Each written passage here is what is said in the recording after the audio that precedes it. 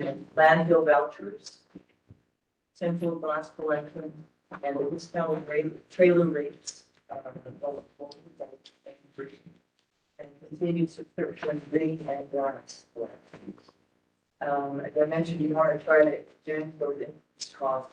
I know that you will experience that in municipalities that may experience as well. So we're trying to manage those effectively with trying to afford increased costs. Leading into one of the big priorities is the apprentice program, and making sure we can have the support for the trainer and also a safety emergency preparedness program.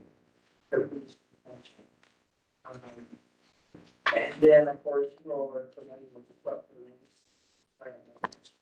That situation as much as we can.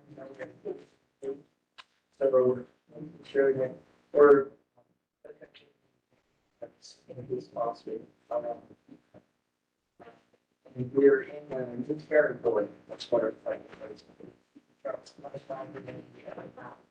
And there are some benefits to that. We can expand and then, you know, turnovers. And that was Paul's website, where we, you know, we also want to make sure we're covering costs for the residents and the town. It will allow us to increase these basically so last year or two, and we will take 2023. We do that again. $2 per month increase.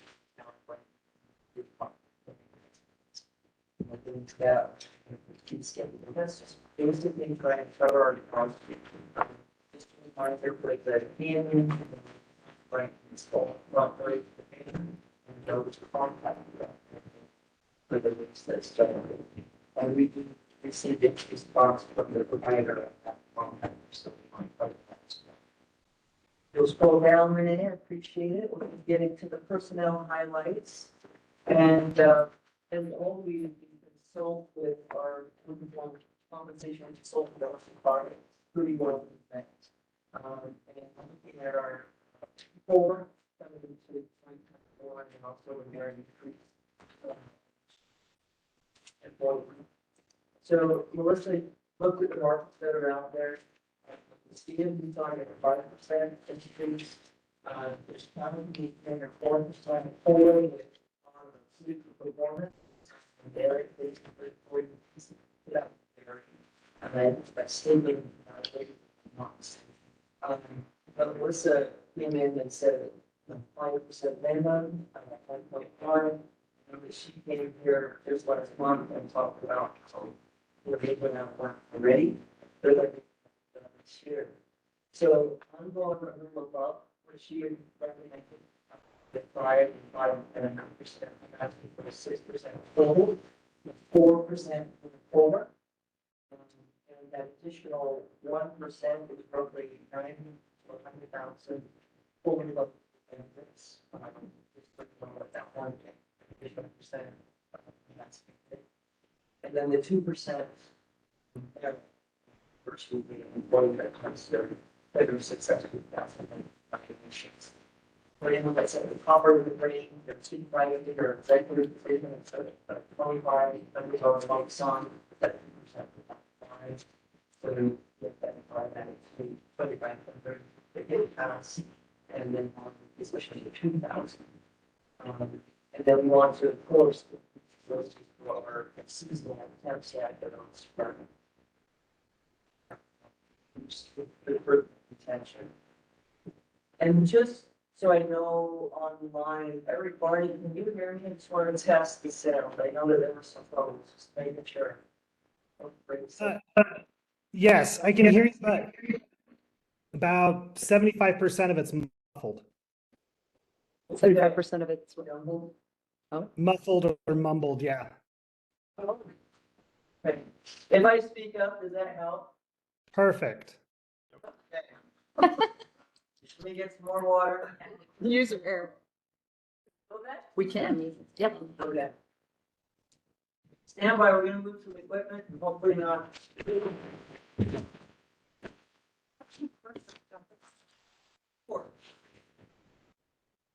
This is backed up, by the way. Yeah. Oh, sure. Okay. Is that better? Better. All right, so, we're also asking to add one CDL equipment operator to account for the training coordinator position. Just a reminder that training coordinator for equipment operators will not have an assigned route, but they will use uncovered routes to help with that training process. And then, we have the equipment operator trainers, and we have closed those job announcements. We have applications that we're reviewing and consent interviews this week. So we definitely want to get that rolling as soon as we can. So we're moving from 99 FTEs to 100. And Hazel's done the research to find out there might be some stipulations we need to do because there is that threshold of 100 employees, that there's certain things we have to do, or she's already on top of that, or want to go into it, and we feel it's not a big. Something had about, Oh, sorry. Anyway, we got it covered, that's for sure. Yeah. Health insurance, we did see quite a bit of an increase coming into 2024. Part of that is our own performance, and then another part of that is pool performance. So basically, insurance can be utilized more and more, and as health issues might pop up. So we're going in from the 9.65% increase. Please know that that's from 3 to 4% increases that we've had for 3 or 4 years. So we've been pretty lucky, very blessed. So 9.65, which we shared 80% premium for workers to pay, 20% for employees to pay, and the high deductible, 5% of that. But then we did raise, just so you know, when we first sat down to negotiate, we were looking at a 12% increase. And we have not touched our deductibles for the traditional ever. So the first time we didn't really look at it, we looked at it in the past, but the rates always came in so low, we had an adjustment of 500 about. Coming into 2024, we will adjust that to 750 for a single, 1,500 for a family. High deductible will stay the same. There are some benefits from the high deductible. We can see some already shift from the traditional insurance over high deductible. We'll have our enrollment in November, and difference for the EEH representatives and benefits for quite a orient employees so everybody understands. The URS rates have not changed coming into 2024. There's no questions, all this good, right? I did, merit on the anniversary date. I'm assuming that is an increase paycheck, to paycheck. That's not a lump sum. 50%, yes, if they're below the red line or so, they will get a 2% increase on salary, on the base salary. If If they, they at the max, is that a lump? yes, that would be the lump sum. Thank you. Moving into operation budget. Sorry, I kind of faded there. I turned the microphone up, so she'll get. Oh, thank you. We're always focused on customer service, customer satisfaction. I do want to tell our team, because when I went to our Heights for a visit with the council and the mayor, one of the things that one of the council members said was that very impressed. We're now focused on customer satisfaction and customer service before, and I think that's a big shout out to the team here and take care of all we do. So big shout out to Renee and Johnson for the QR code for the landfill drivers, and that's already been launched. One of the things to know for you as a city, Taylorsville, kind of our task thing is for code enforcement. If you have code enforcement issues of the city, a lot of times we use those landfill vouchers to help with that, giving them to the homeowners, and sometimes they can hand out one or two. So in this, with the QR code, we can actually keep track. You can go into the homeowner And then the thought is that a city may want to reverse workload, and we've already said it would. I don't know for enforcement issues are really municipalities, but if they are, and it's the same one test. Please get in touch with me in your name, we'll get that set up for you, so you can have your own code for a city, at least to track. How many of you use the code? That makes sense. Because 2 years is what they're allowed for council, correct? Yes, yes. Thank you. Or in the case of Taylorsville, we have been using them for code enforcement, and sometimes those might go a little bit longer than 2 years. Some of them are reusing those QR codes multiple times, so I think Family mentioned that that QR code will be only usable once. And that will eliminate those that use it again, but also, and, you know, coming from one of the bigger municipalities, we felt like that was only fair to the rest of the participants in Woodward U. That if we start using more and more, then the municipalities will start to bring some money back to Woodward. So because they've been a big help to our code enforcement, and sometimes it takes a staff. Sure. We felt really good about that. I hope you as well. And I would say Taylorsville, Elm Creek, also take advantage of this framework or roll off containers. And one city did a lot of that with the storms as well. We ran the roll off or a framework, but like clear. So definitely there are resources to do. And even though right now the trailer program is on postponement until maybe this month, we always want to do emergencies and then special needs. Because just a reminder, besides the 65 CDL equipment operators, we also have 11 other positions that have CDLs. So we call upon those folks that deliver trailers. Risk management is one of our big focus, making sure that the trainings happen. We do need to beef up the FEMA and CDS trainings, and we'll get that launched. He's already got his list of folks that have been on the computer or attend classes. And then also the risk management with reduced accidents, incidents, and injuries. And we have increased costs with the associated with garbage. Landfill fees are going up. And the total amount is roughly $255,000 that we need to try to manage and work with that increased cost. The total budget for landfill fees is $4.5 million. That's, you know, we do have a lot of waste that's generated. And so we want to make sure we pay for that and cover that. So you'll see that increased cost of all of the implementers. Other increased costs, we do want to divert waste away from the landfill. And there is a cost to that, which you all know, with the curbside green program, the glass subscribers. We go a separate fee for those services. We also have the central glass collection service. The recycling processing fees, we budgeted $1.3 million. That's roughly what we anticipate spending this year. We all know that the markets have not been stable. I don't know that they're going to stay with 2024, but we don't keep an eye on that. I'm working with our members. I can say that the clean rate,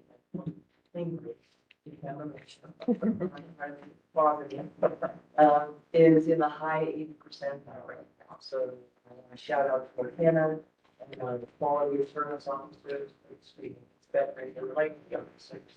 inspector straight and James, we were out there on the street and I don't have, person training for education.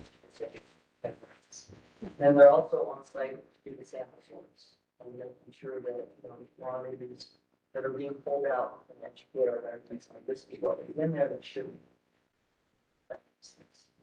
Okay, and I believe we're to the numbers. I'm going to go all forward.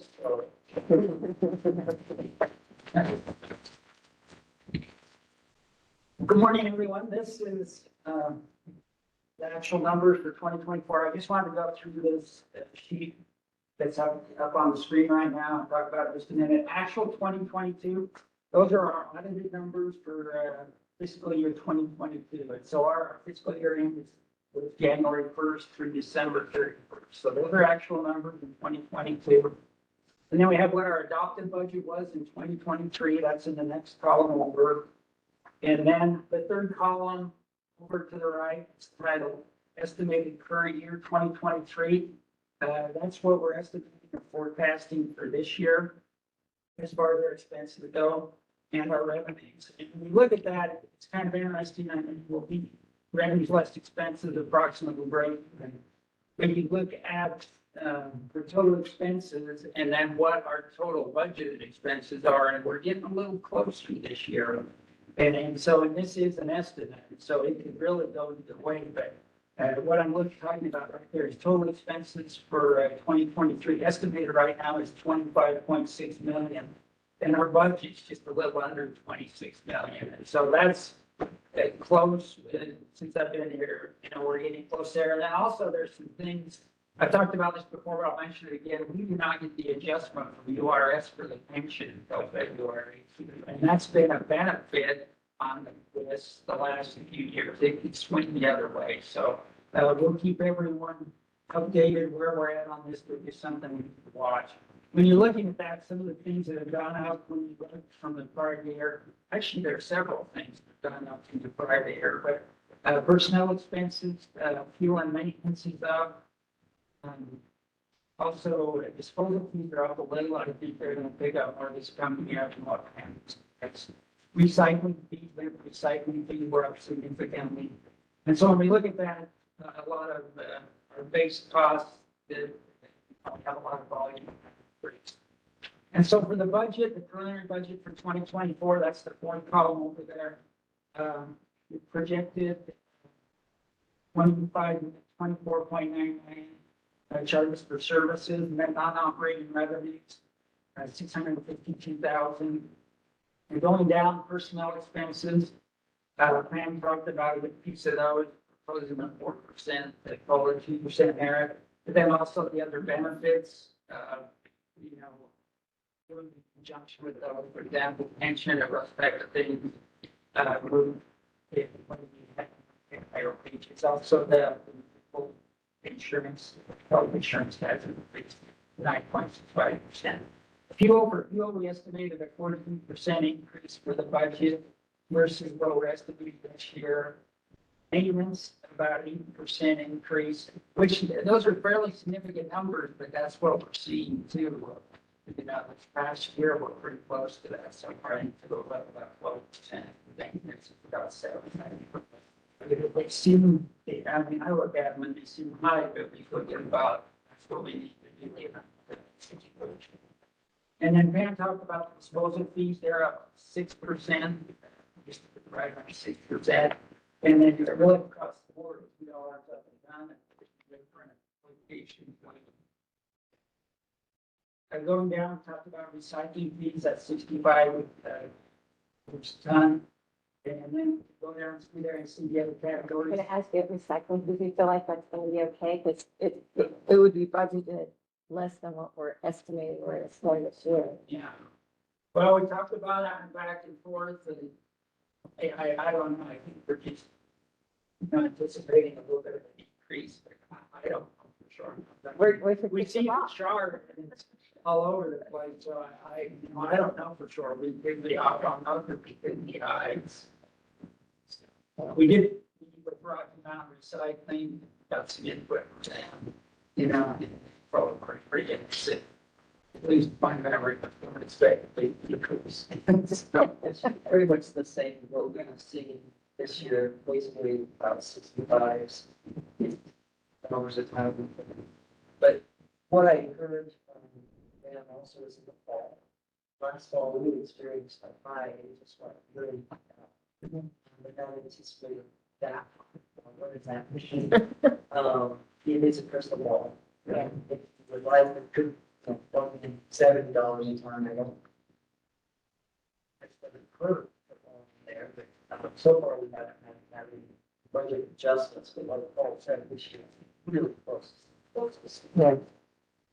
And my whole 16 and a half years and as a division director, So, Now, when they say there's an increase in October, increase in tonnage or increase in price per ton? price per ton, thank you for asking, that's the market see shift.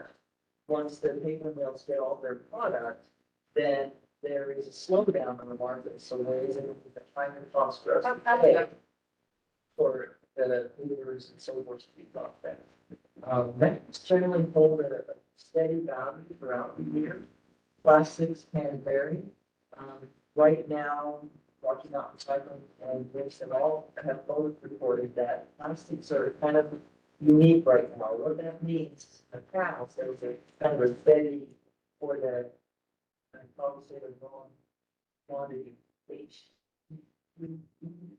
The big jumps, and when there was always a pretty good market for that, and right now it's just like that. So that's one why the price has not come down, or you might have seen that price. Thank you. For that. I guess I would just wonder if the board would be more comfortable at 70 versus 65, or if you're okay with 65. If you're saying 65 to 68, we're already a little bit below if we get 65, and this number concerns me a little bit too, and we're 30 grand, you know, within that, and that's the estimate, especially for URX. And so Okay. I just wonder if we, Another $5 number. Safety net. all right, what do you guys think? I don't want to guess too high and then just have a pool of money. A lot of times when it's covered as overtime or things like that, that we're short on drivers, but, I don't know. I worry about that market, that it's just been so volatile. And $70 is even under what we paid. A little bit too. Yeah, we started out, I think we were up in the high $70s, 80 this year, and it's come down a little, but it's been, they fairly high. And we just, it's not what they down there.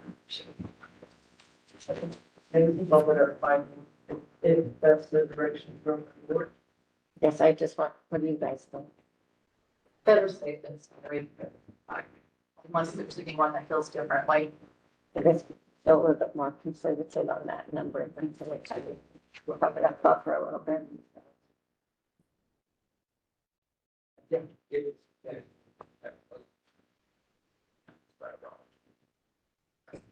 Yeah, we can make that change. Okay, so, and then going down can and container purchases, just a little history on cans. I think they were in the 40s back in 2019, 2021, this is the can like for the side load. In 2021, they were $55. This year we paid 69 and we're budgeting 74. So you look at that, they're made out of, resin. That's what's increased, but it's going to cost too much to be labor for them. Another.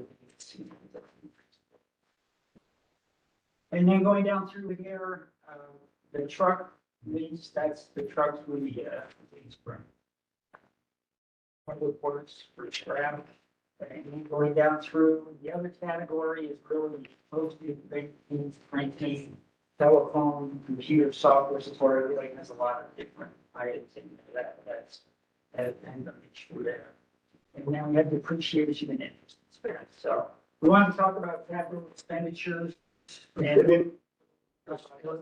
a question on the building costs. When do the bonds get offered, and we come to a resolution on what we're going to be doing for our shared costs when the county pays off the building?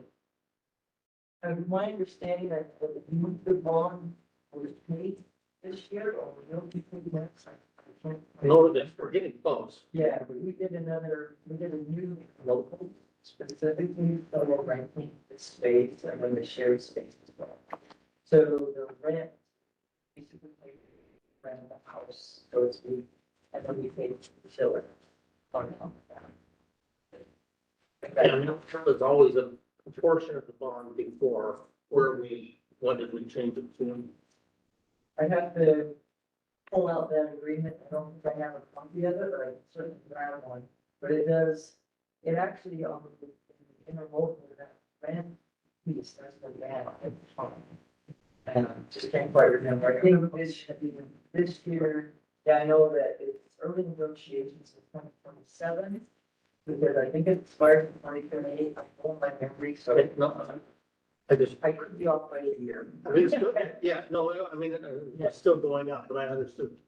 Yeah, there was supposed to be, because basically the historic perspective is we always paid a proportion of the bond. But when the bond's getting paid off, the question was, we going to get all that as credit, and so we had owned. No, But, that was not part of the, I think it wasn't no, actually. yeah, It was happening. no. but there was supposed to be some sort of an increase. They're experiencing that. Cindy? Thank you. Thank you. That made me think about, I always pay by electronic check. If somebody puts by credit card, do we absorb the credit card fees? Yeah. And so I got past that. Well, we look at that, we look at that, what more cost. So, boy, well, it's been interesting, the last couple of years, and even personally, a lot of the time, it used to not be spelled out, now we're getting it here. It will say 3% if they're paid with the credit. And that's been added on, but we have paid them, taking them into account relative to our fees. I'm under the opinion that we shouldn't do that. That if someone wants the convenience of paying by a credit card, they should pick up the cost of bringing it home.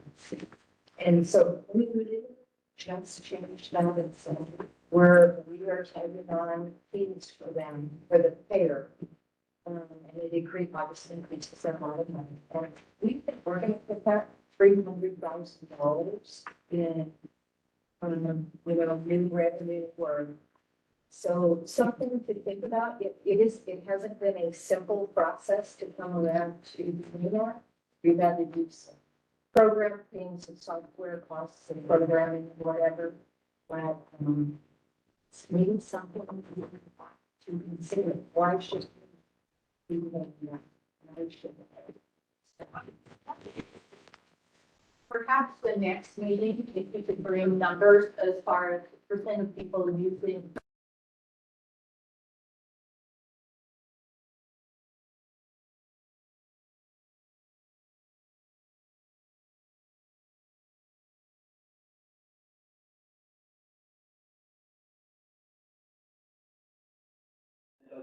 The cost of.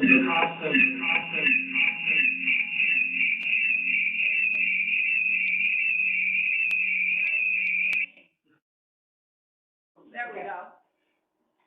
There is we've looked at those, and I think we've looked at them in the aggregate, there is a cost to, when people pay by check, and sometimes they don't get applied correctly, and we manually input checks, and there's costs with all the forms that they are received too. I think the credit cards sometimes are easier, we can zoom in on those and say, oh, it's 2.5%, but there's a cost too with other forms of payments too. And that's been interesting because I know over time, the number of people that pay with a credit card has increased. You know, it's fairly significant, and a lot of people that pay by checks, that number's increasing. That's worth looking at, definitely, thank you. Absolutely. I'll come back with some information on, how many numbers using the card system, percent for residents, I believe it's. Okay. And then the cost. So, any other questions on this? We'll move on, we want to talk about capital expenditure some, and so. Hey, I have a question. Patrick Schaefer from Kearns Metro. On the property insurance claims, we're anticipating a $45,000 more increase for next year? Yes, yeah, we are. I mean, we looked at that. It's not just, it's property and then it's also auto. And I looked at the increase from this past year and judged off that. So yes, I put that in there. Hopefully it's high and we level off, but we experienced a pretty good increase in the past year or so. Is it insurance rates mostly or claims? It's past claims and current, rates based on the pool with the trust. But we do benefit from that pool. I'm thankful we were in that pool during those Yeah. 2020 and 2021, but we have seen significant improvements. So I anticipate that eventually that will come down. Yeah, just on the way here this morning, I was listening to a review on car insurance and the spike in those rates that will be hitting everyone this year. So I assume we're gonna hit it. It's gonna hit us too. Well, and I understand that aspect of it, but that's just kind of going in the wrong direction, in my opinion, you know, when it comes to accidents. Yeah. Well, the accidents have come down, Board Member Schaefer. What we're doing is looking at past experience. So we have the past 3 years, and the trust changed when we make payment and when our renewals are. April or July? It's July. Okay. Yeah. So Well, that's part of that fine. is, That's fine. I understand that. I just wanted to question it. okay, thank you. Well, and part of my estimate too is I looked at what we did in 2022 and then what we're estimating this year. And I think it's reasonable. I mean, I hope I'm high and they come back and say, wow, I missed that. I was 30,000 high, but I feel pretty good about putting that number in there right now, so. Yeah. Other questions we have on this or changes? For October, I'll adjust the recycling fees, and then I round the numbers, and we'll see if we have any more adjustments as we move through this. So, Next page. move on, yeah. This is the cash projections, and I always say this is subject to change, and it does change. And so, on this, we're trying to look at and forecast our cash and investment balances, which is a little different. It's not necessarily just revenues minus expenses, but there's some other factors in there too that we need to account for. And so the first 3 columns are actual numbers, the final numbers for 2020, 21, and 2022. And then we have the estimate for 2023 that's really based on what we just looked on the prior page. And then the preliminary budget, and then projections for 25, 26, and 27. And so those are the columns across. Going down, the beginning investment balance is just carried forward from the prior year. And then we have asset sales, truck sales, net proceeds, an estimate for total revenues, and then an estimate for operational expenses less depreciation, since that's a non-cash expense, and then capital expenditures. And so I wanted to just mention the capital expenditures. You can see there the estimate for 2023 is $1.6 million. That's a significant decrease from what we said before. I don't want to sound like a broken record, but we got the preliminary budget done for the pre-board meeting, and right before we had the meeting, they let us know. We've ordered 12 trucks, 12 side-load trucks that we have ordered. 8 of those we ordered from Sourcewell. And we got notice that we're not going to get those this year. They're projecting next April, May now on those 8. And so what that did was that moved a significant number from 2023 to 2024. So you can see that's $6 million in capital expenditures for 24, and then 1.6 for 23. And we'll go into some detail here in just a minute on the 1.6 and what's included in there. But they're still on order. We anticipate receiving them. But this is, happened to us before. Right now, it looks like we have 2 side-load trucks that we ordered. We paid for the chassis, and we should get those, we're thinking, in November. And then we have another 2 that we're hopefully going to be able to pay for the chassis and the engine, and we'll get those next year. So right now, we ordered 12 this year in summary. We're hoping to get 2 in November and the other 10 next April, May.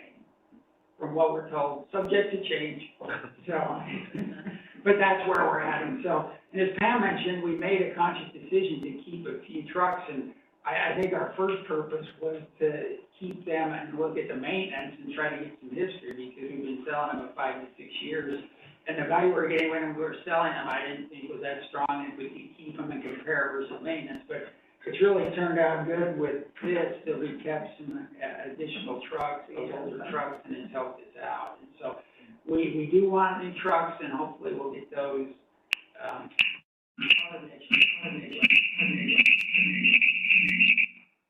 But as far as the cash flow goes, the ending cash and investment balance, that third line from the bottom, is what we're projecting as of the end of the year. So this year, we're gonna be up around 10 to 10.5 million, which looks good and sounds good. And then if you consider we haven't bought assets, you know, it's positive, negative, depends on how you view that. And So then, a good chunk of that $5 million is trucks, that's just not. yeah. And that's it. And then you see the big, significant decrease in 24 down to just a little under 6 million we're projecting right now. And that's if we get those trucks and pay for them. And then also we order some additional trucks too, that we'll talk about here in just a minute. So, this is good to look at. I think it's important for us to be aware of cash, and then also just to plan for what's in the future, and, you know, if the increase and be thinking about that. We don't want to be surprised or have last minute rushes on any of this. I don't think any of us do. We can talk about it and communicate. We're in a much better position. So, but we'll see what happens with the trucks. I told Pam I get a little nervous if we keep on, you know, with fee increases. If you say, well, we're not going to do a fee increase because we think the trucks we ordered won't come in. That's, you know, that's not quite where we want to go. So, hopefully, I think it's getting a little better on the supply, you know, not just the trucks, but other things. We'll see how this thing plays out. We don't have a capital expenditures or a capital fund to put. It would be, now that I've kind of figured out why this huge swing and why it's been consistent, have we ever considered, or would it be that big of a problem to put those capital, you know, where we're contributing to the capital fund each year, and then when those trucks come, we'll see the swings in just that rather than our year-to-year regular expenses? Does that make sense? Well, it doesn't really. You're the accountant. It doesn't really affect the regular expenses. I mean. But from viewing it. Yeah. You know, when you go look at the big, it's like, well, even, kind of even, okay, back, good. Whoa, what happened? Yeah. You know, was it overtime? You know, eventually, yes, you get down to, was it, well, okay, it's the capital expenditures, delivery on the trucks.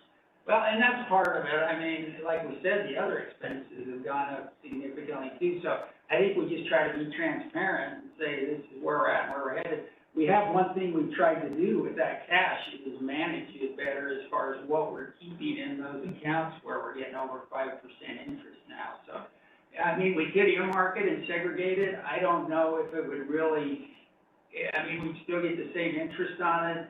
I think the key to me is, are we transparent and thinking ahead, and are we all on the same page as far as, hey, this is out there and this is the commitment that we have. So the way we do it now, I'm fine if the board is. I mean, we try to.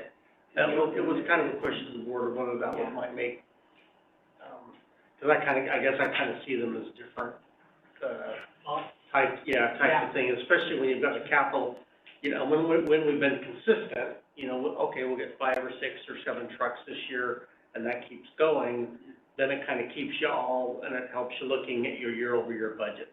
But now that we've run into this thing where we're kind of back ordered on a dozen, and that'll probably only increases next year, you know.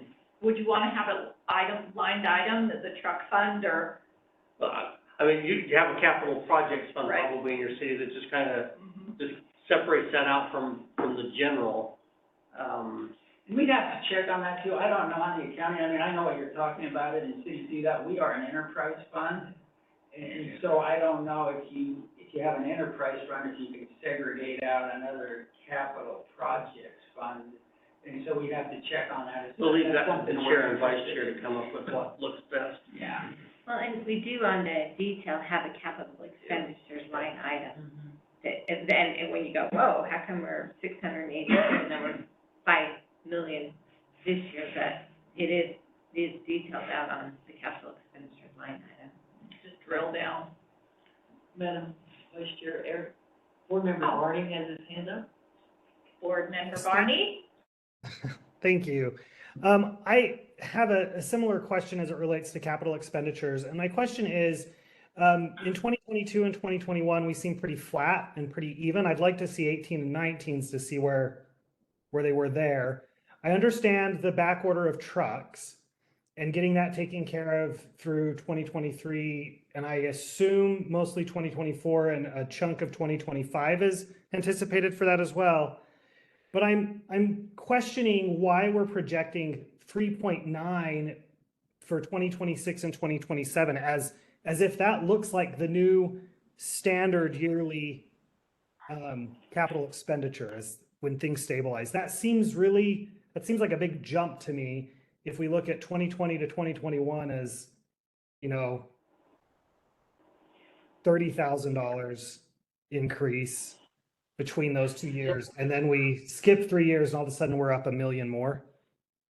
Does that make sense? You want And that's, to talk about we've looked at this, since I've been here, we tried to order 8 trucks a year. And on the past, they tried different things and maybe didn't ordered a lower number and then had a high number. So our target was 8 trucks a year, and that's what we'd like to do. We think that ages well with the fleet, the cost is pretty consistent. Trucks have gone up significantly. The last trucks we got in, 2 years ago, we paid $325. Right now, we're about $420.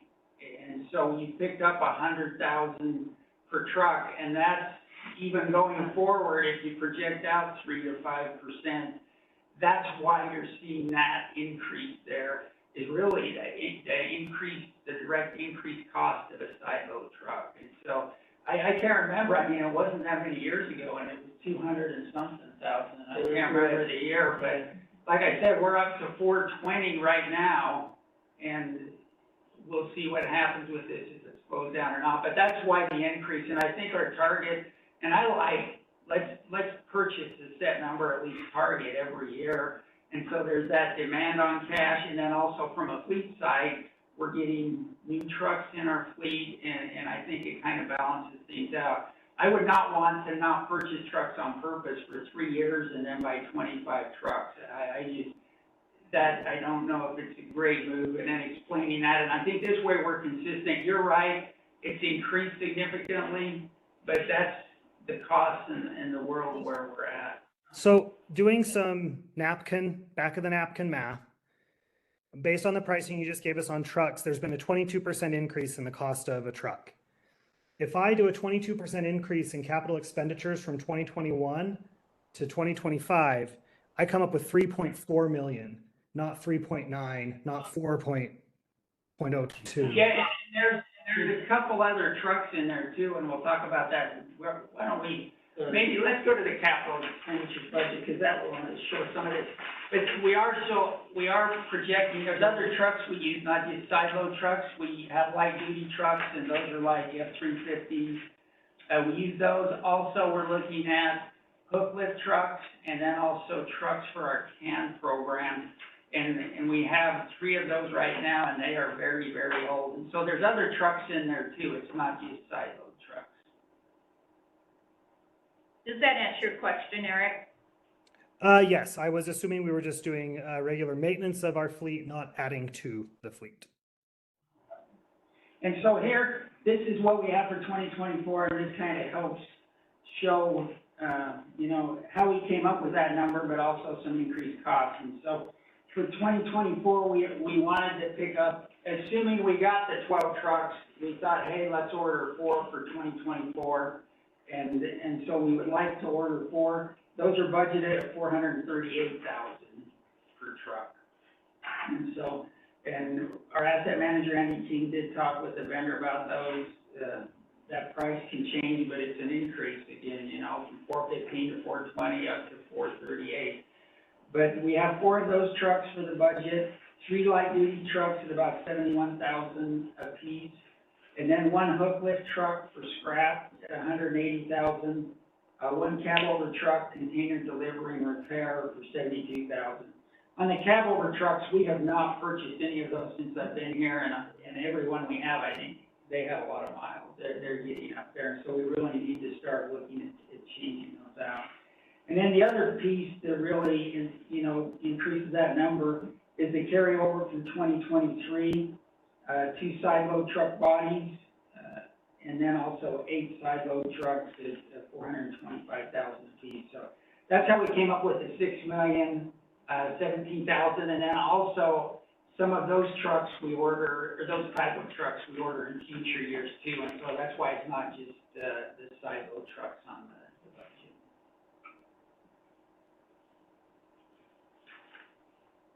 Did that capture everything you needed, Board Member Barney? And anyone else? Thank you for the transparency. Yeah, it's a great question. It's just a moving target. It's these expenses for trucks and the gas are just so dynamic. It's tough. So those are really great questions to drill down deeper and get an overview of that. How many miles do we put on a regular side load truck every year? Is Andy in here? Or do we care? Oh, we Is care. it just or is it, the fuel expense? Dave? Is it 40? We can give it to you. I think it's around 40,000 miles? I think. Yeah, well, and if it's 30 or 50, I was just like, I don't know, 12, is it 147? So that's good enough, thank you. Okay. That's, I might be thinking of the price for maintenance. Yeah. I got a lot of numbers in my head right now, sorry. We do have some, they've brought the average mileage down, because we kept more of them, and the older trucks aren't as popular with the drivers if they have a choice. And so we have some. They show up early, they're working to get the better truck. what is the retrofit with the leather massage?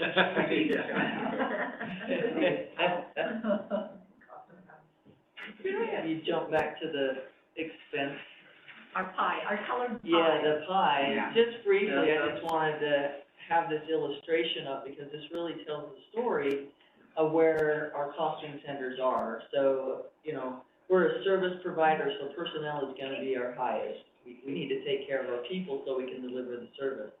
And you got your disposal fees, your maintenance, your fuel, and depreciation for trucks. I mean, those are our biggest pieces right there, and everything else is, I don't wanna say minimal, but because it is significant, everything's significant. But I just wanted to make sure that everyone understood about 95% of our budget are right there in, big ticket items. And just to say where we try to absorb increased costs is maintenance, fuel, trying to reduce miles if we can at all. We wanna try to do that. Thank you. Well, and really, even you do that in disposal fees too, when you're looking at where would we drop it off in comparison to that. So I think you guys do a good job at that, analyzing that all the time. Thank you. We don't get many breaks, so we'll take them all. That's right. Question. Yes, sir. Paul, when you were going over the insurance, did you have the premium for health insurance on there? What we Yes, pay? it's, What is it about, for the premium yearly for our health insurance? I know it's, one thing was about 110. 110? Yeah, 110,000 a month. And it's Times through 12, PHP, so- right? Yes, you have about 1.2. Do we use a consultant? We use NFP, Okay. yes. Because we just started at Cypress, Yeah. it saves us about 150,000 a year. Well, and there's some advantages there, a couple of advantages. I think they can look at different programs, and different options for us. I think they bring an outside look and sometimes a perspective that we don't have. And then the third thing, I think, is they have expertise that we don't have in that arena. And so, we've used them, I think, since I've been here, and I think they do. What's their name? Right. NFP? NFP. Yeah. And we started using them last year, and we hadn't used them for years, a consultant. And like you said, we're not the expertise and experts, but they stayed with PHP. We still got 150,000 savings, even though you stayed with them.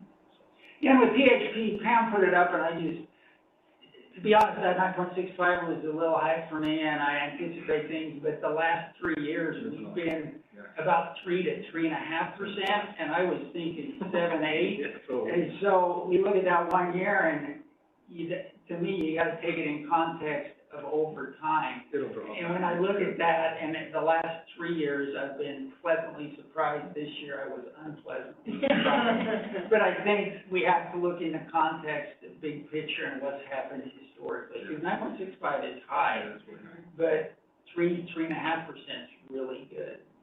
So. All right, thank you. All right, proposed fees. All right, if you would, Renee. Okay, so understanding we're gonna increase the fees for Town of Brighton, as I mentioned, $2 per home per month, and the big Cottonwood Canyon residents. Paul, Matt, myself, and Keith, board member Zeusman met, so we went over those dollar amounts, so it was clearly illustrated of what that cost is and that, we wanted to cover that cost, and these fee increases will do that for us. We're also increasing, just so you know, we service businesses up in the canyon, because of economies of scale, that makes sense. We do charge them a little higher, of course, than the residents, but that does help offset that cost as well. We look at those revenues as well. These increased costs that you see over time, I asked Paul and Matt to put something together to illustrate. I love pictures, as they do speak loudly, and it's worth the look. We're increasing the front load container collection service fees by 25% to help, again, cover that cost. And then I'm asking going forward that we're going to get rid of what we call district pricing. Sorry, I should probably speak up. In the past, we had what was called a district pricing, which was basically for government facilities. Recently, it came to my attention that we actually started charging the city facilities our regular rates, and then it was the county interlocal that was the district pricing. So we're trying to bring that up and match the city facilities. It would be a significant increase for our interlocal with Salt Lake County for libraries that are in your cities, parks and recreation in your cities. So we are taking them up a percentage, and then in 2025, when we have a new agreement that's due, we will take them up even higher.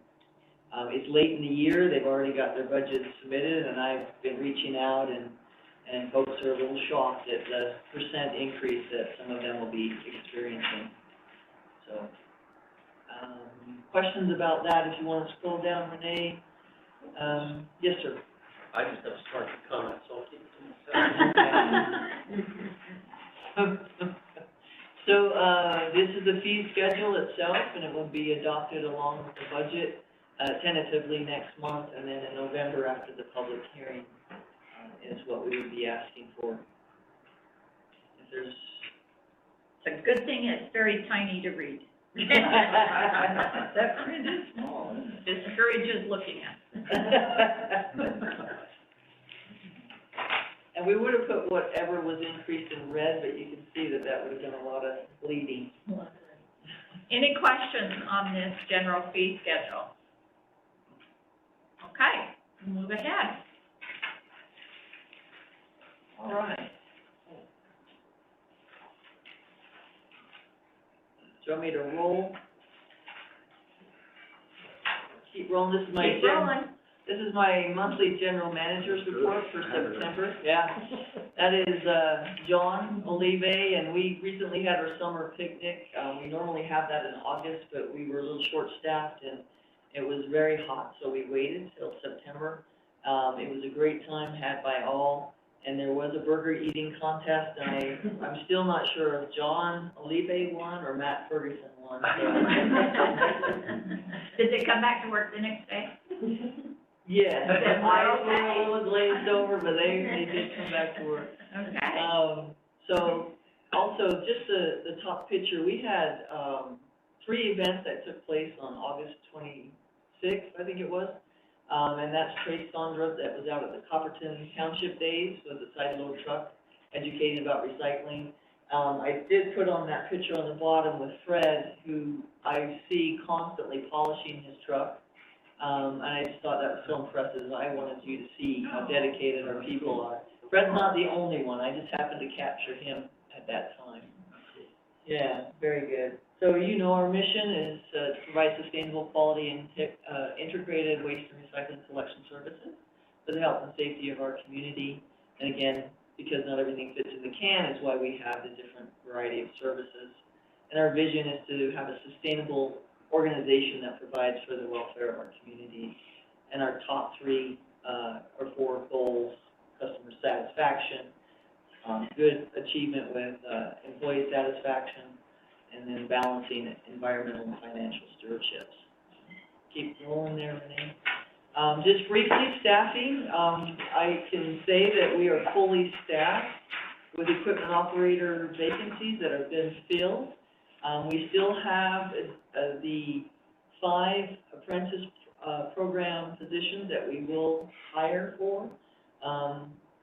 There's a potential of 3 of those positions to be all internal, 2 of which for sure, and 1, the training coordinator, is both internal and external advertising to try to fill those positions.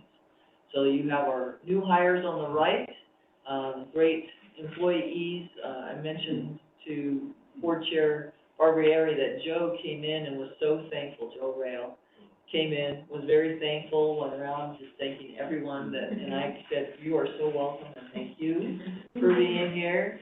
Mela, Jason, and Robert have all joined us.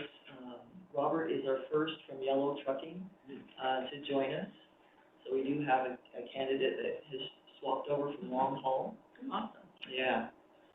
We will resume trailer rentals in October, but of course that's a limited basis because we start up our fall leave program with those central sites. I mentioned the apprentice program.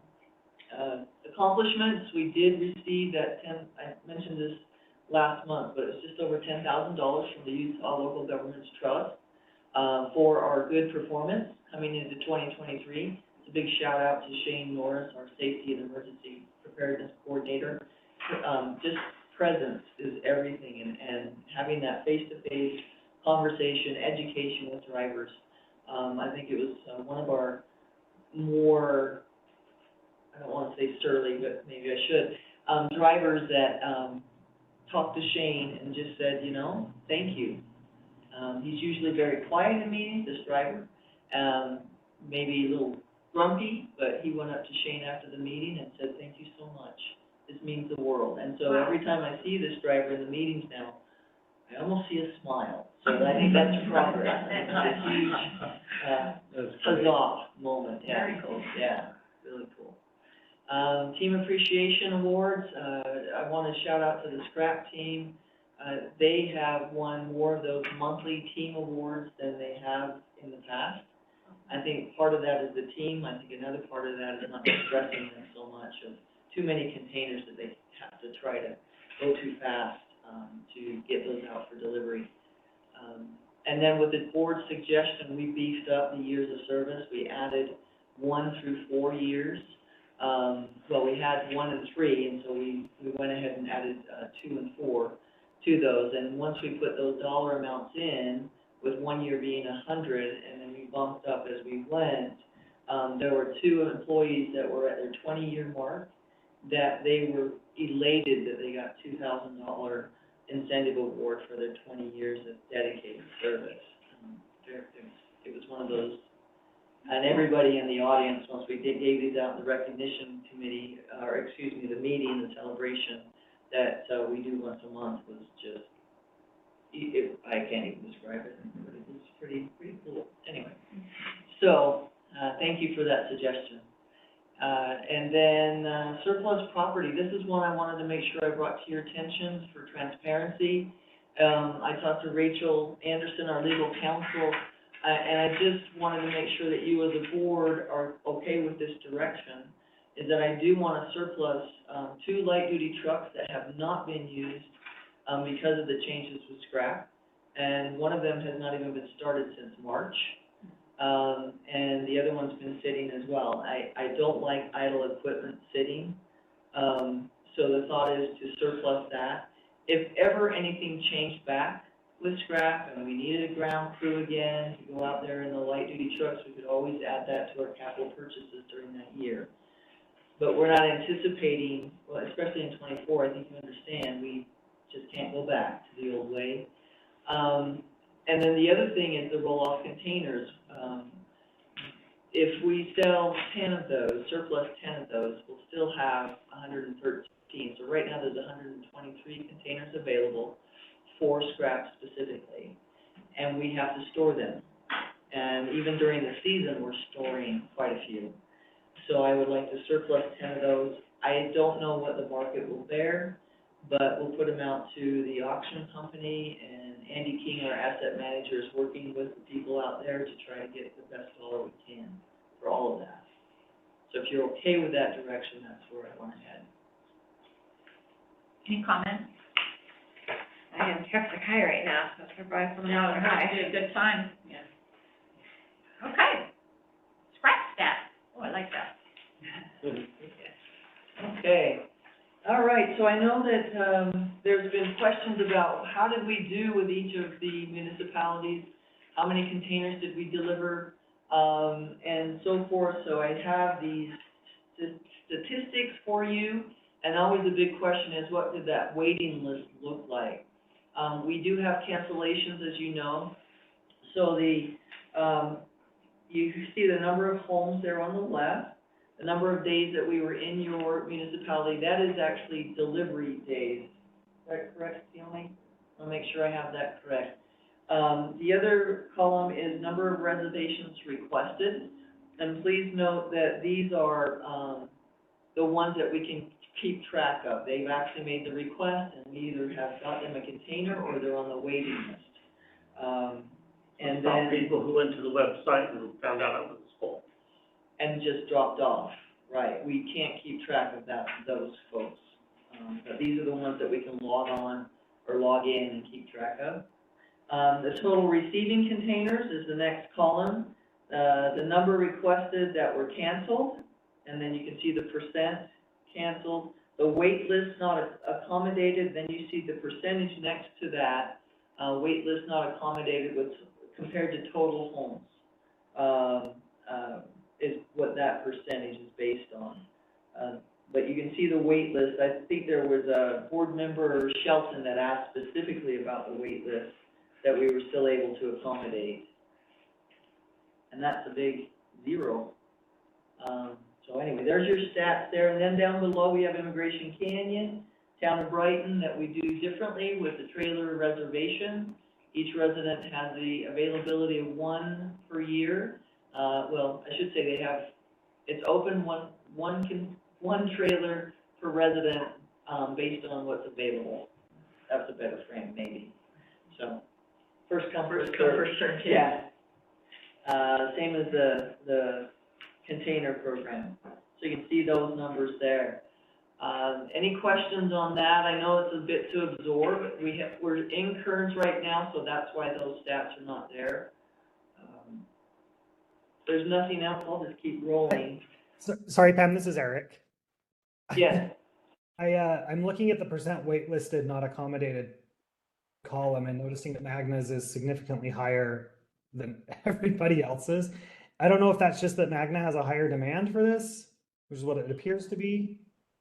But I do know that scrap is a sensitive topic in my community generally. It comes up about every council meeting that we have. So I'm curious as to, it sounds like we're doing it appears to me that we are using number of residents and number of homes basically to determine how many days and how many reservations we can have.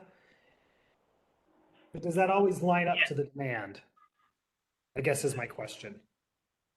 Are you, because Harriman Yeah. has almost 11,000, and we only got 671, and Magna has 7,300, and they got 712, so how is that really being calculated? And Eric, before you get to that, I have a question. Total number of reservations requested for Magna was 712. 708 of those did receive a container. Because their wait list is 500. So I'm missing something. But our wait list was 6.9% that were not accommodated. Okay, never mind, I got it. Sorry. It just clicked. Thank you. Apologies. No, you're good. No worries. There's a lot of numbers here. Yeah, there are. I was And thinking, honestly. Yeah. Okay. I had to have Jorge explain it to me about 3 times, so. And Eric, that's Pam? interesting that Hey, the total Pam? ton, Pam, it's Is Patrick that- with Kearns. oh, Okay. I got a quick question. It's been brought to my attention that, especially in Kearns, so I know it's everywhere, that the online reservation starts at midnight. And I've got a lot of people saying, oh, well, I get up at like 6 o'clock, 7 in the morning to go to reserve, and everything's been reserved because it starts at midnight.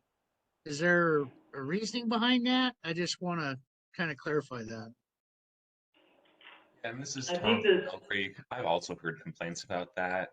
It would be great if we could start that at a time that's not midnight, if possible. like Taylor Swift tickets. Yeah, that's about how it turns out, you know? Yeah, I agree. We can certainly work with the vendor and shift that time. Is there direction as far as a certain time? Is it, what's the magic number? I think 8 it should a.m.? be open for a random 5 minutes every 15. Before you know Oh, what about 7 a.m.? That allows people that are going to work to get online and reserve at 7 a.m.? I think that I'm would be open. I think that'd be more of a manageable time myself. I was going to suggest noon. I feel like noon gives people plenty of time to be aware and ready to go. Yeah, I like noon as well.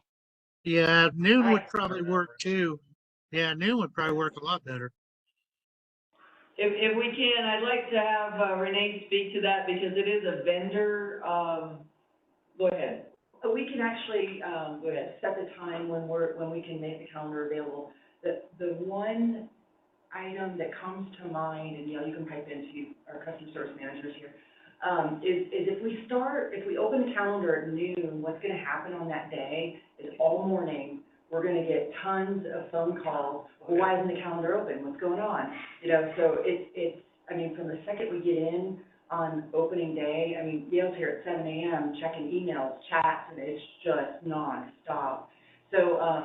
So we're definitely, it's something that we can control, thankfully, internally.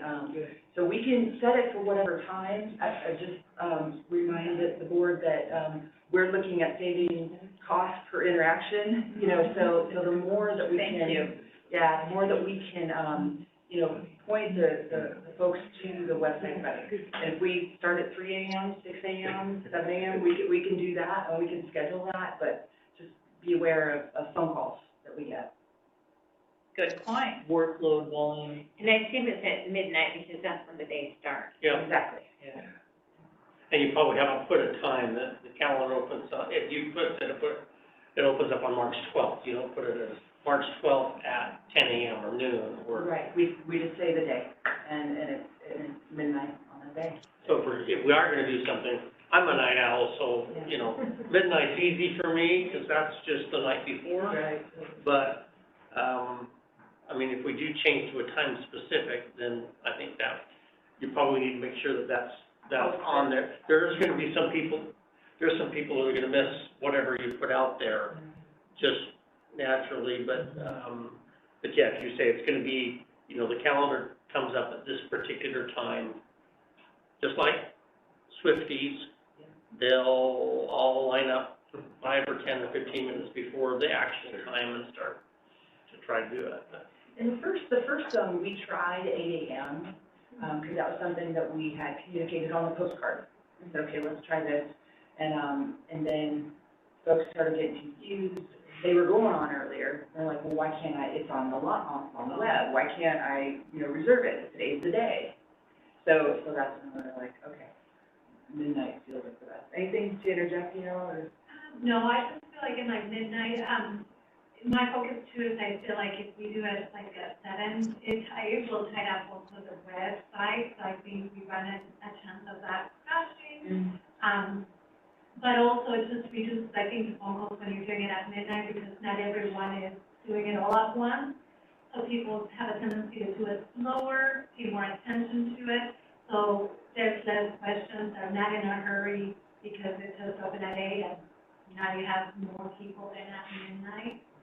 So it's just something to think about that, you know, like when I mentioned, we can do it for any time. It's just, again, what will work best for us. And it also allows time in case there's any issues by the time I come in, I'm able to resolve and see what's going on. If we're face to face right at 7 or 8 o'clock, we have everyone, you know, doing phone calls for other things and websites, so it's all compiling into one. Thoughts? I don't think we're gonna please everybody. I'm good with midnight. May I say something? Sounds like you tried something. Yeah, it sounds like you tried it. We have a question. Board member Stringham. Yeah, I Lori? was just gonna say, when it comes to whatever time we do, we just need to make sure we state whatever time it is, so it's clear that it starts at midnight or it starts at 5 a.m. or whatever time we're gonna choose. I think that's the biggest thing, as long as it's clear whatever time it opens. People know what time it actually opens on what date. I think that's the most important part of whatever time it is. Makes sense. Yep, and we can do that, especially on the postcards next year. We can get midnight on the day, you know. Make sure a provider knows that that Yep. could be a huge, an influx. Make sure that the servers and their Geared for that. yeah, they can gear up or at least anticipate it. Is there a possibility, okay, question and then clarification. Do we open up the calendar for all municipalities on the same day? No. Okay, You can't, when I've tried it, you can't access it unless it's your area's turn. It will tell you, sorry, you're not in that area. gotcha. I was just gonna suggest if we were, I was gonna suggest maybe breaking it out by municipality, but it looks like we're already doing that, so. Can you track when people actually register and, like, can you tell if it's at midnight or 1 a.m., those kind of things? Do you see a steady kind of flow through that time period? Yeah, so you'll see it being really busy at midnight, and then it dies down about 1:30, and then it comes back, I see about 5 in the morning, and starts going up again sometimes. Which is really, to your point, it's good for the server and just be able to have people actually access it, not crashing. You're seeing a steady versus if you had it at 7 or 8 a.m. in the morning, I think you're right. I think you'd have a lot of people right on right now. Right. And at midnight again, yes, I think those Fridays will get, because there was a city that we've seen within 4 minutes, that Friday was completely booked. Yeah. Again, we still have availability by the time we come in, so there's always openings. Yes, Fridays, it's the ones that will need to stay at midnight if they do want that Friday. Like Black Friday shopping. Yeah. Good. Gotta be there. All right. Okay, we'll scroll on to the costs for scrap. Looking at year over year, we have 2020 is the first year that we rolled out this particular version of the seasonal container, and 21, 22. So projected for 2023, you can see that there is a reduction there, and that is because we have been delivering 60 containers a day versus last year when we were working to do 70, 75, wherever we could. And then in 2020, we had enough bodies and drivers here to do up to close to 90 a day. But that has, as you know, the staffing issues have gotten more challenging over the years, let's say. So going into 2024, I am proposing to keep it at 60 a day to sustain our safety and anyway, help to keep the cost low as well, honestly. So you can see the rotation, and just as a reminder, we rotate through each municipality on a clockwise basis. This year we started in Taylorsville, so next year we'll start in Mill Creek and rotate around, and you can see that particular rotation in each month that we are in there. And then just a reminder, the Town of Brighton, Big Cottonwood Canyon, and Immigration, those trailers are open basically spring through fall. Okay. No questions on that? Great. No, I think it is important to note that from your, was $17.50 a month or $19.50? $19.50. The $1.19 of it, $1.20 or so is specific to this program. So, I don't know that a lot of people understand that it is included, but, if you were to eliminate it, I don't think you'd get a lot of people that would say, I'll pay $1 less. You might get some people who say they might pay $1 more to change it, I don't know. It would be a little bit more than $1, I have a feeling. If we really wanted to bring it back, I think we would significantly, is that what you mean? No. Sorry. Oh, Bring it, It's a good bang for its buck. yeah. there's a lot, but the concerns that typically get voiced are, oh, they're gone, or, something to alleviate, something like that. So you don't feel like you're trying to go to a concert because all you're trying to do is get rid of your garbage.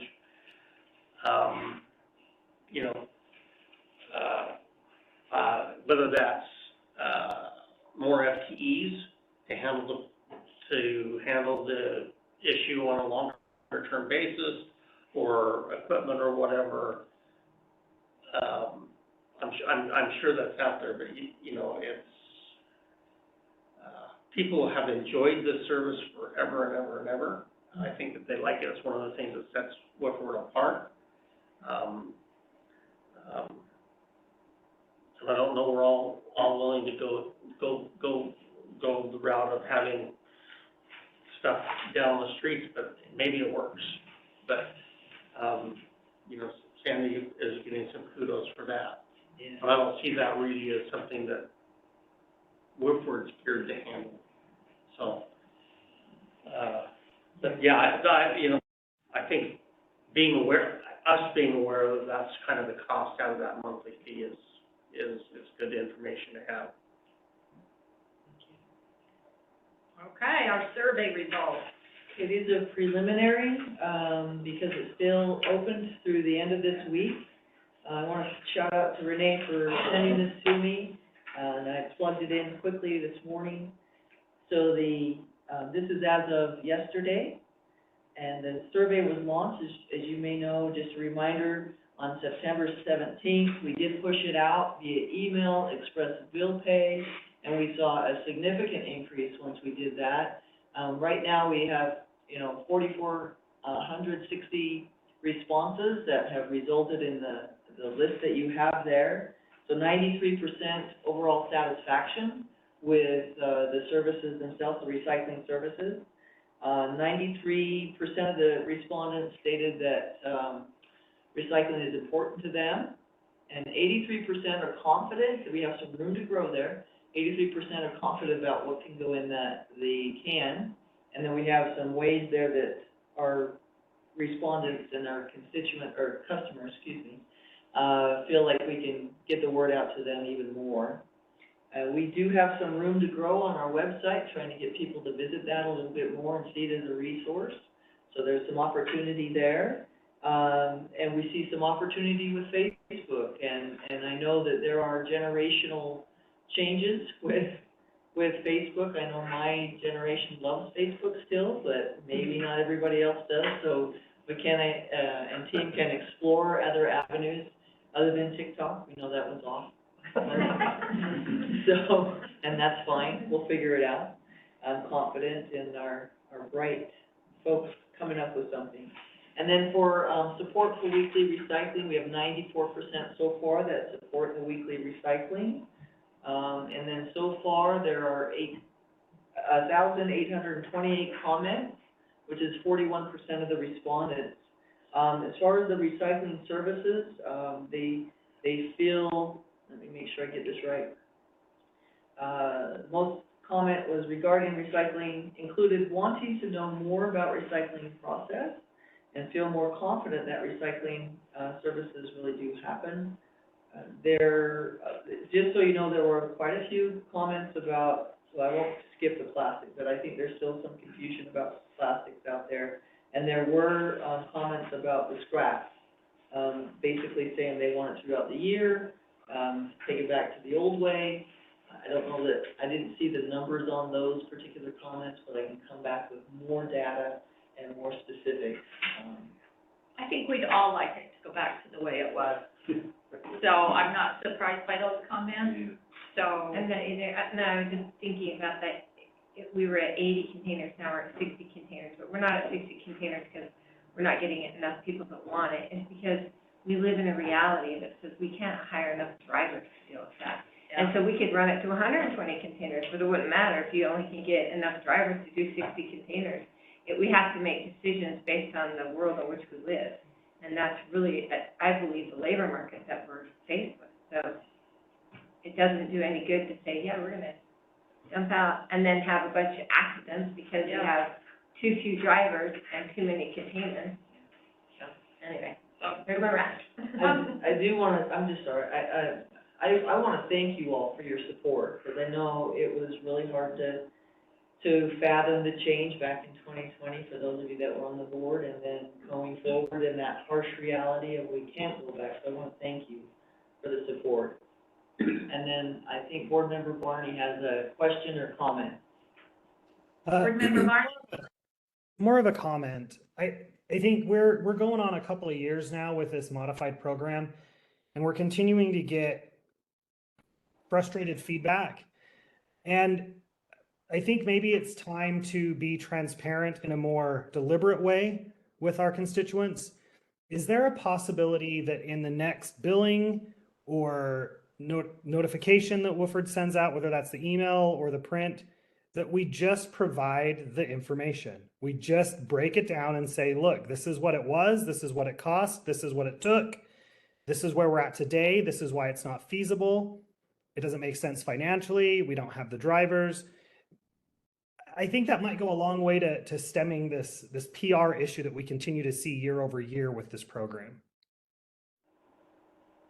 Absolutely, we can do that. Be happy to work with my team and put something together as a statement or an overview.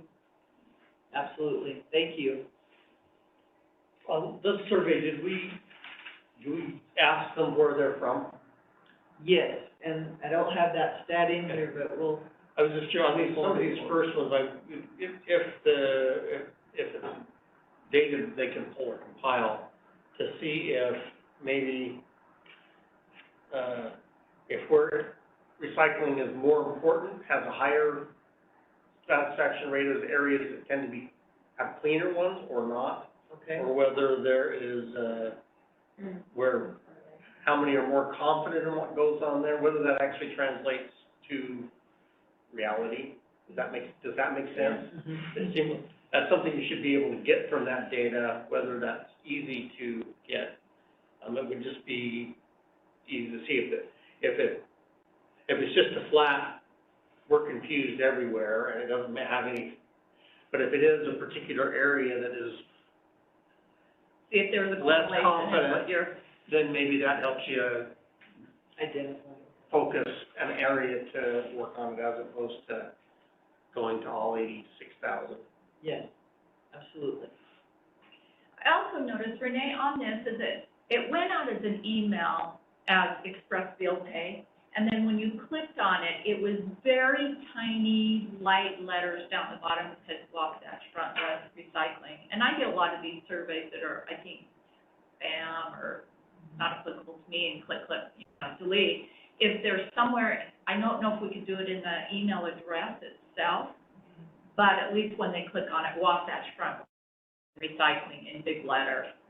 Yeah, I can add another intro page to that.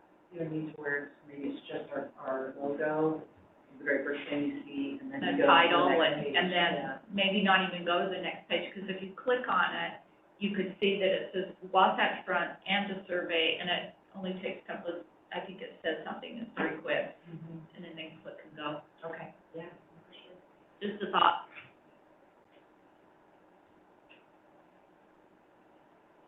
Okay, All right. Madam Vice Chair, that is the end of my report unless there's more questions. Anyone? Okay. The continued discussions on audit review committee. Any discussion on that? It was proposed that we have an audit committee review, and I just wanted to reach out and see how you feel about that, if that's something that any of you are interested in being on this committee. If so, what does that look like? I think it's a good idea. Every board I've been in has designated people that sit on that audit committee that kind of give input from the board or give feedback to the board on those types of things. I know in our city, and I'm sure you have them as well, different committees that do audits on budgets or, list it down there. It sounds like a great idea, but is there anyone interested that would like to be on that committee, and what would you like to see come out of that? Well, I'll raise my hand. Keith? Because what I see is I sit on the Municipal Services District Board, and two of the board members sit on that committee, and it's really just oversight. You can have a second set of eyes. I think we've mentioned this before. Is that the internal staff is looking they do a great job. So we're not needing a secondary overview of their work, but again, it's just the oversight from a secondary perspective. Where are the dollars going? How much does it cost? And again, when we have these discussions, sometimes it's easier if I have the layperson version, so that when you can say, oh, well, this is spiking in this direction, and why? Because we look at it as a board member or as a resident, so to speak, how does that work? And so, and again, this is just 2 or 3, you sit down, you chat, you can run through a month's work, you can run through a quarter's work, whatever time period that you're interested in evaluations, that again, it just gives a second set of eyes and some of the lay clarity. Was we just had the conversation about capital expenditures. That's true. If you set aside those funds in a capital expenditure file, so to speak, because it's more of a ledger entry, not necessarily a separate account, but you're just seeing where those monies are. And again, back to transparency has been brought up consistently in all of our presentations, is how we project and deliver that information. So when you say 2 or 3 months of materials, it's the, like the ledger, the Ledgers, yes. Okay. Yeah. Just so we understand. So we're not, we don't need to see every deposit, every transaction, but again, it's just that portion of, when you look at the ledger, your checking account, or wherever it is that you decided to look at, is just looking for those anomalies. Things that we may see as, oh, that's really weird, or that seems out of line, and then there's an explanation for it, just how it's going that direction. And again, back to how we present that information, can there be clarity in the data that's presented? So Dan and I had a conversation about this with Pam, and here's some thoughts that have come out, is that we as a board, this is our responsibility to be kind of an audit of WFWRD and all of the budgets and things like that. Their door is always open. I know if any of us have questions, we can go in, we can take these reports. I know they've been really open with me over the years of explaining each item and things like that. We also have an audit. I was just gonna ask that, you do have an audit. We do have an independent audit that is done and reports back to us as well. However, if there are people that are interested in creating this committee, I know in the past, some of my experiences is that committee just meets, it's like, oh no, one more meeting, and then takes the time of the people, and I don't want, I just don't want that to be another thing that a board or two, a couple board members have to do, and something that Paul and Pam have to go through. But if we have those people that are interested, I certainly want to open that up, and so did Dan. I thought that we started discussing this because of on our fraud assessment risk, we didn't get a good number somewhere, right? We didn't answer, overall, we're fine, we're in an acceptable good category. There was 2 or 3, one of them was an audit committee, I can't remember the other one. We didn't have an audit committee officially, per se, and that was one where we didn't get the points. Overall, our score was still in the high range and acceptable. Yeah, I know, and I think I had mentioned this before when, one of the other boards I serve on, every month, we get a checkbook register. It just shows everything's been paid. If you want to look at it, look at it. If you don't want to look through it, you don't look through it, but it's 100% transparent. Here's what we're paying, here's the bills, which serves as the audit committee, so anybody that's interested and wants to take the time to go through the details, they're all listed there. Anyway, and so that satisfies that requirement, so I think they can check yes on the box kind of thing. I don't know. That's interesting, Sherry. Really interesting. I think Rachel had a comment. Yeah, I was just gonna say the fraud risk assessment is unfortunately sort of a one-size-fits-all, and Yeah.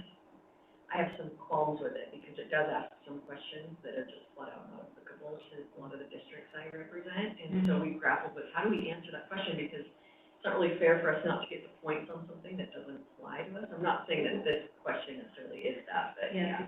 it's kind of weird because we're small enough that the audit function in a lot of these districts are being satisfied by what we're doing here, so I don't know. And it's the fraud risk assessment itself is not even legally required. It's kind of something that the state auditors put together, and we go through that process as a best practice, but it is what it is. You don't need to like freak out about it if one item is not exactly fully satisfied. Cindy was, Thank you. I want to say White City, but it's Sandy City. Yeah, don't freak out about it. Yeah. That's where I landed. It's funny that we reviewed our fraud risk assessment, and we thought, hey, maybe we ought to plug this hole, maybe we ought to do something about that. And then later on, I got it in my own city, and our score, our assessment was exactly the same. And so I posed the question to our finance director, should we do something about that? If we do, where do the benefits lie? Do we get some money? What happens? And he said, no, we're just fine. The effort, which is a cost, there's no offsetting benefit to it, so why do anything about it? I guess and we also do, we have a whole finance department, audited financial statements, all that. Maybe if you're a small enough organization where there aren't enough eyes on things, that's when you might be concerned, but I landed on, and the advice from the experts continues to be, don't worry about it, so. Well, is there, midpoint, or, you talk about that, because I thought there was a couple others we didn't answer yes to, and I know the other one was you have an internal audit function.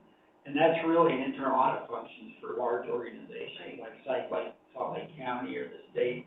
Most districts are not going to have an internal audit function, so are there things we can do? Because I'm big on controls and processes.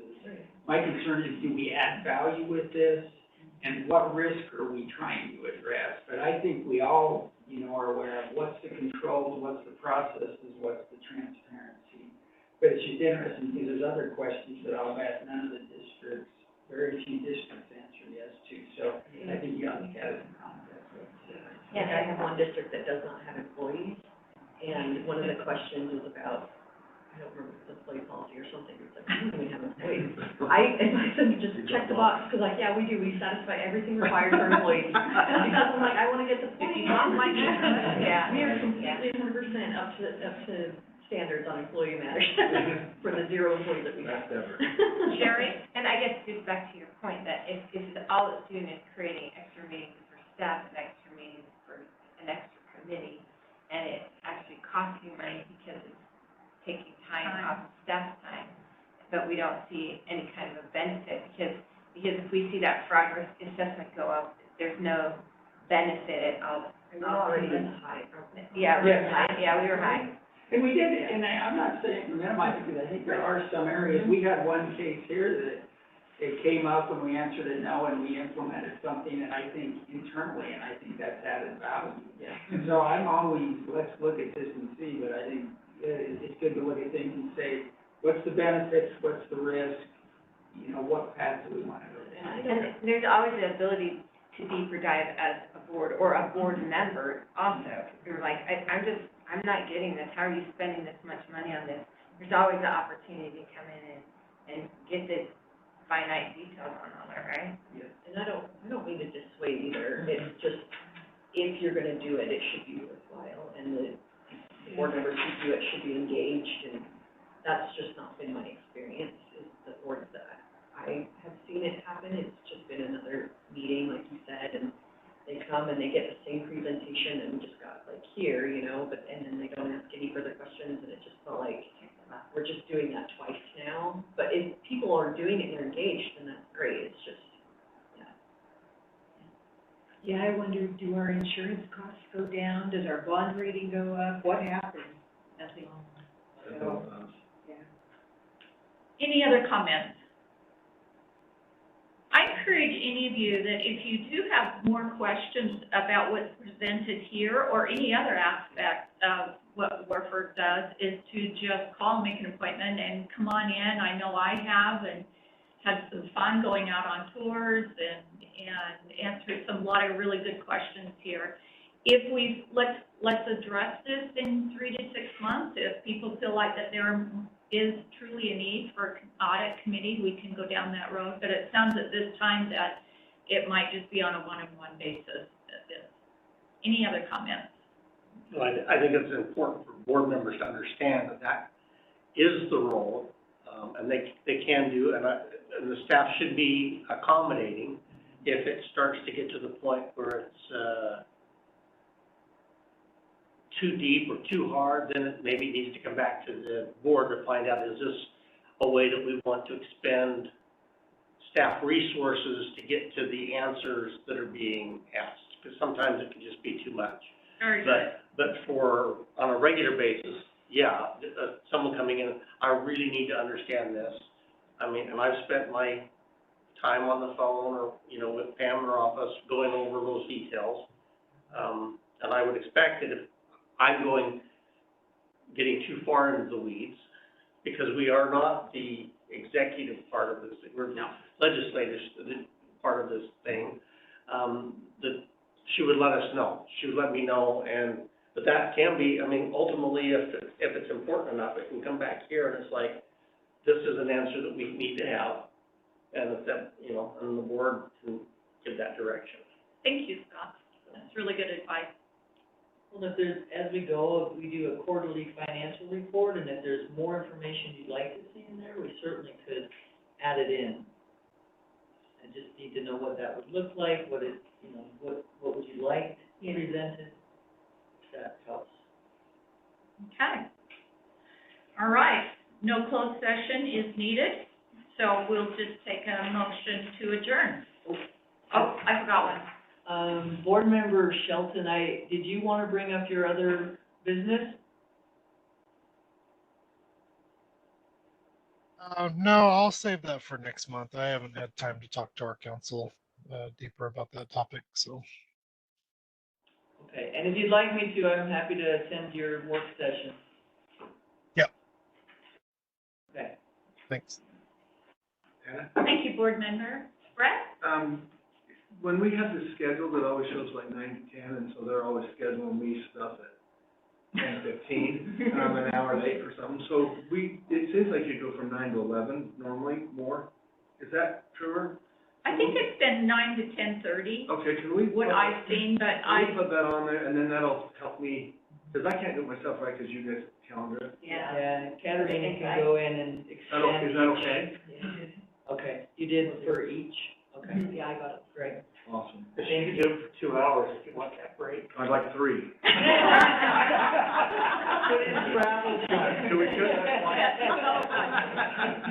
I always walk off a half hour for travel. I know, Traffic. We always try at 10:30, but I don't know that we ever really end. So if You probably better buffer till that lunch comes. For next year, we'll bump them to 2 hours. Yeah, yeah. And have hot dogs. Thank you. All right, motion to adjourn. We'll move. Thank you for everyone's patience. You know, somebody, I wanna Did say somebody hi. Second.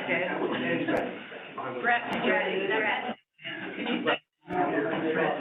Yeah. Katrina, you seconded. I wanna, I'd like to do this. Oh, totally. Thank you. Well, good, these are good. Thank y'all, Sherry. It's fun to be back on the. Oh, so nice. I couldn't do that.